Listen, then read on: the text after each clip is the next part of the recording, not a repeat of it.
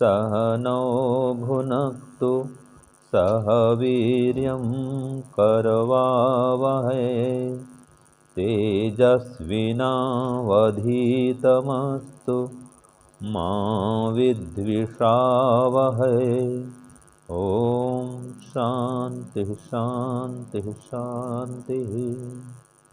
हे ईश्वर, हम यह पठन पाठन आपको प्राप्त करने और कराने के लिए साधन के रूप में करने जा रहे हैं। इस कर्म को और इसके कर्म फल को भी आपको अर्पित करते हैं। ओम शांति शांति शांति। सबको सादर नमस्ते जी। हमारा वैशेषिक दर्शन का पाठ अब आरंभ होता है, जिसमें हम ब्रह्म मुनि जी ने जो भाष्य किया है महर्षि कणाद के सूत्रों की, तो एक तो हम महर्षि कणाद के जो सूत्र है वो पढ़ेंगे, सूत्रार्थ पढ़ेंगे, और ब्रह्म मुनि का जो भाष्य है उसका भी कुछ अंश लेंगे, कुछ सार लेंगे, समझेंगे थोड़ा। ठीक है ना जी। तो जैसे कि इसको हम प्रश्न और उत्तर के रूप में समझेंगे। सूत्र में क्या कहा गया है इसका पहले प्रश्न बनाएंगे, फिर उत्तर रूप में सूत्र लिखेंगे, फिर उसका हिंदी में सूत्रार्थ भी लिखेंगे। तो आइए सूत्र नंबर 1 में चलते हैं, इसका हम शुभारंभ करते हैं। तो एक बार सूत्र ही बोल देते हैं, है ना, फिर इसका प्रश्न बनाएंगे। तो सूत्र बोलिए, अथातो धर्मम व्याख्यास्यामः। ये सूत्र हो गया जी। अब इसमें क्या कहा गया है इसका प्रश्न बनाएंगे। तो सूत्र 1, इसका प्रश्न लिखिए। वैशेषिक दर्शन के प्रारंभ में, ये प्रश्न है 1 का, वैशेषिक दर्शन के प्रारंभ में किसकी व्याख्या की जाती है या किसकी व्याख्या की जाएगी, दोनों अर्थ होता है। वैशेषिक दर्शन के प्रारंभ में किसकी व्याख्या की जाती है या की जाएगी। ठीक है, क्योंकि यहाँ पर व्याख्या श्यामह है तो भविष्य काल में, इसलिए किसकी व्याख्या की जाएगी ये भी अर्थ होता है, और किसकी व्याख्या की जाती है ये सामान्य प्रश्न बनेगा। ये तो प्रश्न हुआ। ठीक है, हाँ। अब इसका हम उत्तर समझेंगे। तो उत्तर में क्या लिखेंगे, पहले सूत्र लिखेंगे, अथातो धर्मम व्याख्यास्यामः। तो पहले प्रश्न होगा, फिर संस्कृत में उत्तर होगा सूत्र के रूप में। ठीक है, अब इसका हिंदी में अर्थ लिखिए, सूत्रार्थ लिखिए। सूत्रार्थ 1,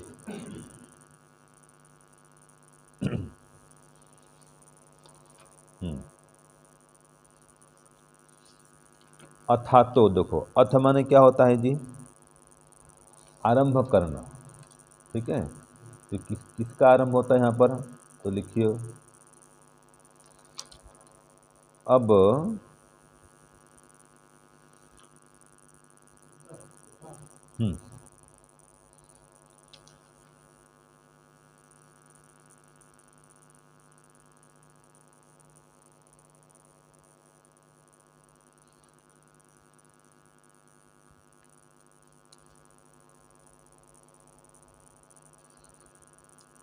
एक मिनट है, देखो इसकी सामान्य भूमिका तो हमारी हो गई थी ना, है ना।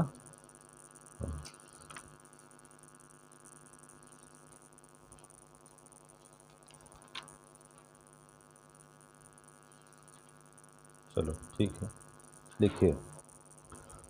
अब माने वैशेषिक दर्शन के आरंभ में हम प्रश्न बना रहे हैं ना, तो क्या होगा, वैशेषिक दर्शन के आरंभ में या प्रारंभ में धर्म की व्याख्या,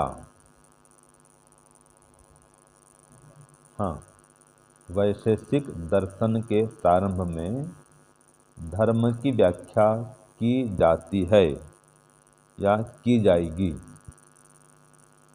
धर्म की व्याख्या की जाती है या की जाएगी, धर्म की व्याख्या की जाएगी अथवा की जाती है, एक ही बात है जी। जिससे कि मनुष्य का प्रयोजन सिद्ध हो जावे, जिससे कि मनुष्य का प्रयोजन सिद्ध हो जाए, हो जाए।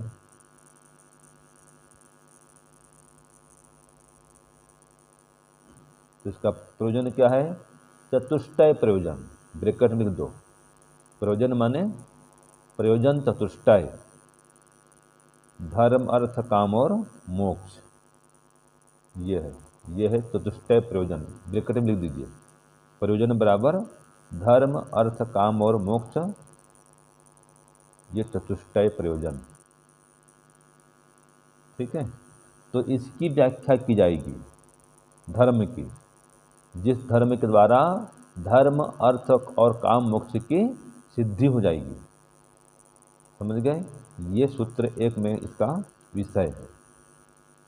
अब देखो, ये सूत्र में कह दिया कि इसकी व्याख्या की जाएगी, जिस धर्म के द्वारा धर्म अर्थ और मोक्ष सबकी सिद्धि होगी, मनुष्य का प्रयोजन सिद्ध हो जाएगा। तो अब करें वो धर्म क्या स्वरूप क्या है? अब प्रश्न 2 में आ रहा है, देखिए, धर्म का स्वरूप क्या है? ये प्रश्न हुआ, धर्म का स्वरूप क्या है?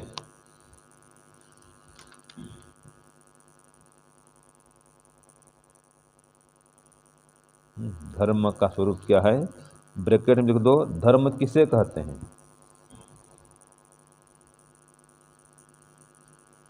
माने जिस धर्म से चतुष्टय प्रयोजन की सिद्धि होगी, वो धर्म किसे कहते हैं? उस धर्म का स्वरूप क्या है? समझ रहे हैं? इस बात को यहाँ पर कहा जाएगा। तो सूत्र क्या है बोलिए? यतो अभ्युदय निःश्रेयस सिद्धि सधर्म, ये उत्तर दिया गया सूत्र 2 में। क्या उत्तर दिया गया? अब हिंदी में लिखिए इसको। जिससे, यतो माने जिससे, है ना, अर्थात, पहले जिससे, जिस साधन से, जिससे मतलब जिस साधन से, यतो देखो, यतो का मतलब होता है जिससे, यतो माने क्या होता है? जिससे, अर्थात जिस साधन से, जिससे मतलब जिस साधन से। अब किस साधन से उसको बताएंगे आपको, तो ब्रैकेट में लिखो। देखो, पहले फिर बोलता हूं, जिससे अर्थात जिस साधन से, ठीक है। ब्रैकेट में लिखो, शुद्ध ज्ञान,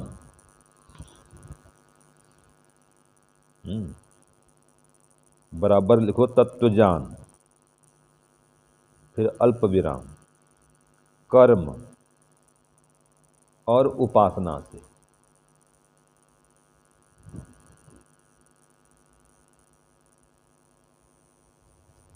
अभ्युदय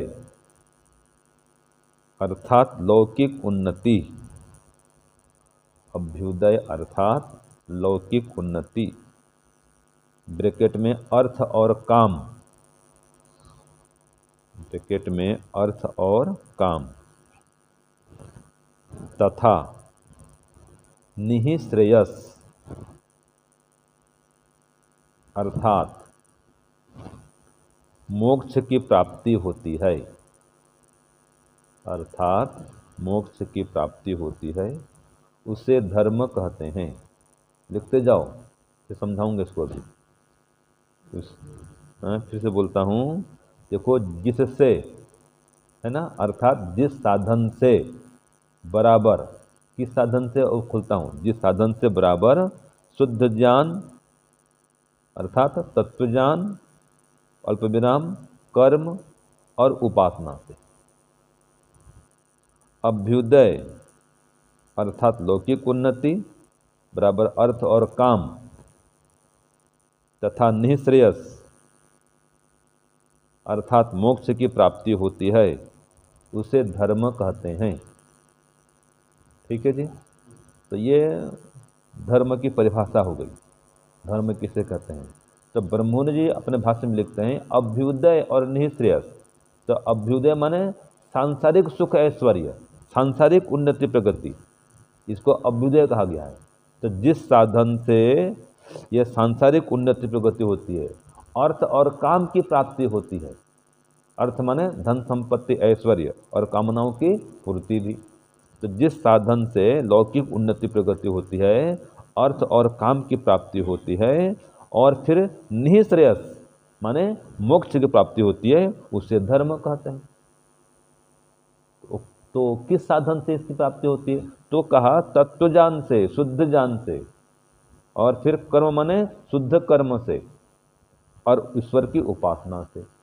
तो इन तीनों से माने शुद्ध ज्ञान, शुद्ध कर्म और शुद्ध उपासना, समझ गए ना? तो इन तीनों से क्या क्या मिलता है? अभ्युदय और निःश्रेयस। तो अब है एक ही बात है, शुद्ध ज्ञान बराबर तत्व ज्ञान एक ही बात है, उसके भिन्न नाम है ना? तो ये अभ्युदय की प्राप्ति होती है और मोक्ष की प्राप्ति होती है, तो इन साधनों से होती है। तो इन साधनों का नाम ही धर्म है। जिस साधन से अभ्युदय और निःश्रेयस की प्राप्ति होती है वो धर्म है। समझ में आ गया? तो किस साधन से? तो ये कहा तत्व ज्ञान से और शुद्ध कर्म से और शुद्ध उपासना से। इससे धर्म, अर्थ, काम, मोक्ष की सिद्धि हो जाती है इन तीनों से। तो यही तो धर्म है, जिससे इनकी प्राप्ति हो जाए वो धर्म है। और आजकल लोग लड़ते हैं धर्म के नाम पर, ठीक है? तो वो धर्म नहीं है। धर्म वो है जिसको धारण किया जाए, जिसको धारण करने से अभ्युदय और निःश्रेयस की प्राप्ति होती है, वो धर्म है। हो गया स्पष्ट जी? ये सूत्र 2 भी हो गया। अब चलो सूत्र 3 में इसका प्रश्न पहले लिखेंगे, फिर सूत्र बताएंगे आपको, उत्तर बताएंगे आपको, है ना? तो चलो सूत्र 2 हो गया है। अब सूत्र 3 लिखो। कणाद मुनि वेदों को प्रमाण क्यों मानते हैं? प्रश्न 3 है, कणाद मुनि वेदों को प्रमाण क्यों मानते हैं? कणाद मुनि वेदों को प्रमाण क्यों मानते हैं? अब उसका उत्तर आएगा सूत्र 3 में। सूत्र 3 में उत्तर लिखो। सूत्र 3 बोलो भी और लिखो भी। लिखो तद्वचनात् आम्नायस्य प्रामाण्यम। ये उत्तर हो गया संस्कृत में। ठीक है, अब इसका अर्थ क्या है लिखिए। सूत्र 3 का अर्थ लिखिए।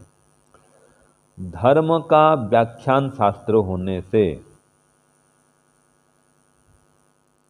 कणाद मुनि, या महर्षि कणाद भी कहते हैं उनको, ठीक है जी। तो धर्म का व्याख्यान शास्त्र होने से कणाद मुनि या महर्षि कणाद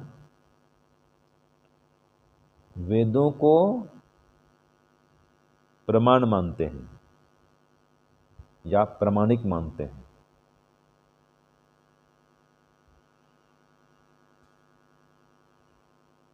वेदों को प्रमाण या प्रामाणिक मानते हैं, या और लिखो, और या वेद की प्रामाणिकता को ही सर्वोपरि मानते हैं। स्पष्ट हो गया।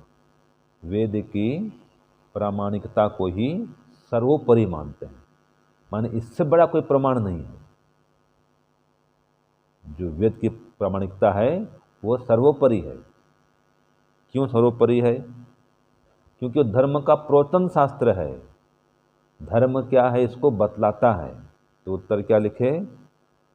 धर्म का व्याख्यान शास्त्र होने से कणाद मुनि वेदों को प्रमाण मानते हैं या प्रामाणिक मानते हैं, या वेदों की प्रामाणिकता को ही सर्वोपरि मानते हैं। वेद की प्रामाणिकता को ही सर्वोपरि मानते हैं। ठीक है ना। तो ये तो एक उत्तर हुआ। अब इसका सूत्र दो ही है, यही तद वचनात् आम्नायस्य, 2 बार आया ये सूत्र। तो एक बार तो यहाँ पर कहा तद वचनात्, उसका वचन होने से। तो उसका वचन होने से मतलब किसका वचन होने से? एक तो आएगा धर्म का व्याख्यान शास्त्र होने से, धर्म का प्रवचन होने से। ठीक है ना। ये तद वचनात्, धर्म का व्याख्यान शास्त्र होने से या धर्म का प्रवचन करने वाला शास्त्र होने से। एक अर्थ ये होगा, हो गया, लिखे आप अभी। दूसरा है, लिखो इसका, इसको उत्तर 3 का ख कर दो, पहले एक क और दूसरा ख हो जाएगा। ईश्वर का वचन होने से, ईश्वर का वचन होने से धर्म की व्याख्या में, ईश्वर का वचन होने से धर्म की व्याख्या में वेद की प्रामाणिकता है।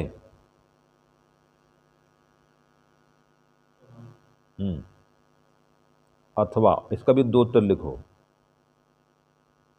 ये ख का ही 2 उत्तर है, एकदम स्पष्ट हो जाएगा। लिखो वेद का नहीं, ईश्वर का प्रवचन होने से, ईश्वर का प्रवचन होने से कणाद मुनि वेदों को प्रमाण मानते हैं, वेदों को प्रमाण मानते हैं। ठीक है।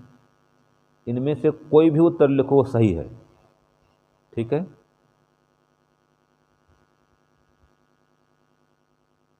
अभी जो 2 उत्तर दिए ये भी ठीक है, और जो पहले लिखे थे क वाला वो भी ठीक है।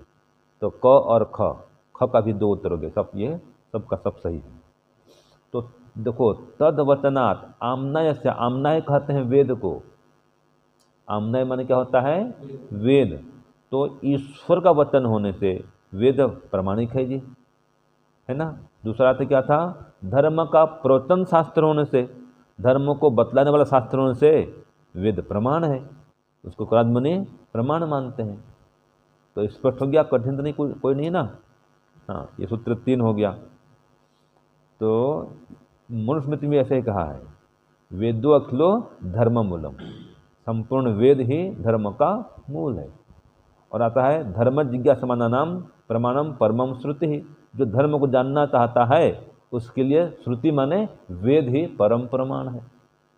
तो इसका नाम श्रुति भी है।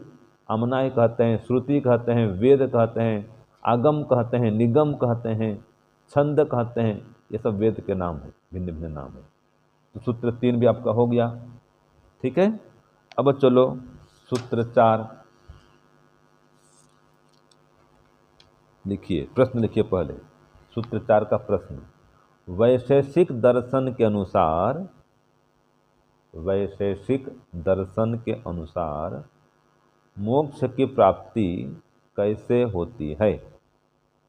वैशेषिक दर्शन के अनुसार मोक्ष की प्राप्ति कैसे होती है, ये प्रश्न हुआ। अब इसका उत्तर देगा सूत्र 4 में। तो उत्तर 4, सूत्र 4 संस्कृत में बोलिए। धर्म विशेष प्रसूताद द्रव्य गुण कर्म सामान्य विशेष समवायानां पदार्थानां साधर्म्य वैधर्म्याभ्याम तत्वज्ञानान् निःश्रेयसम्। ये सूत्र 4 हुआ। ठीक है। इसी में उसका उत्तर आ गया। ये तो संस्कृत में उत्तर हुआ। अब इसका हिंदी में लिखिए, सूत्रार्थ 4 लिखिए। द्रव्य गुण कर्म सामान्य विशेष और समवाय। फिर बोलता हूँ, द्रव्य, याद करना इसको भाई, द्रव्य गुण कर्म सामान्य विशेष और समवाय, इन 6 पदार्थों के, इन 6 पदार्थों के या 6 पदार्थों के साधर्म्य वैधर्म को इन 6 पदार्थों के साधर्म्य वैधर्म्य को जानने से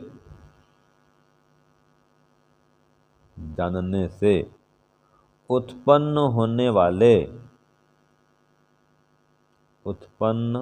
वाले तत्वज्ञान नामक धर्म विशेष से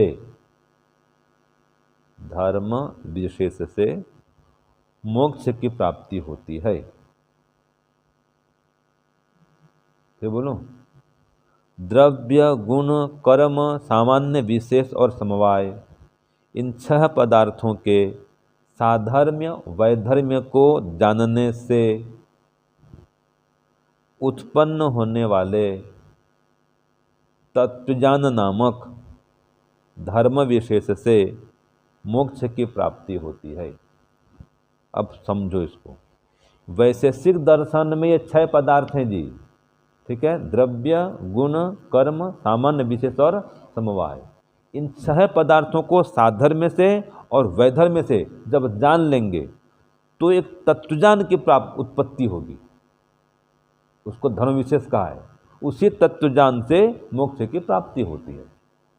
तो 6 पदार्थ समझ लो। पहला पदार्थ क्या है? द्रव्य, जिसको आगे और खोला, जिसमें 9 द्रव्य होते हैं आगे। फिर गुण भी 24 होते हैं, आगे आएगा। और कर्म भी 5 होते हैं। तो ये द्रव्य गुण कर्म को जानो और सामान्य को जानो, माने इनकी सामान्य स्थिति क्या है, इनमें विशेषता क्या है, ये जानो। और समवाय को जानो, ये क्या क्या है आगे सब बताया जाएगा। द्रव्य कितने होते हैं, गुण कितने होते हैं, कर्म कितने होते हैं, सामान्य क्या है, विशेष क्या है, समवाय क्या है, ये 6 पदार्थों को एक एक करके बताया जाएगा, खोला जाएगा, समझाया जाएगा। तो इन 6 पदार्थों को साधर्म्य और वैधर्म्य सहित जब जानेंगे तो तत्वज्ञान की उत्पत्ति होगी। उस तत्वज्ञान से फिर मोक्ष की प्राप्ति होती है। ये वैशेषिक दर्शन का सिद्धांत है। तो इस प्रकार से वैशेषिक दर्शन के अनुसार मोक्ष की प्राप्ति होती है। ये सूत्र 4 में बता दिया गया है। ओम शांति ओम शम। सबको सादर नमस्ते जी।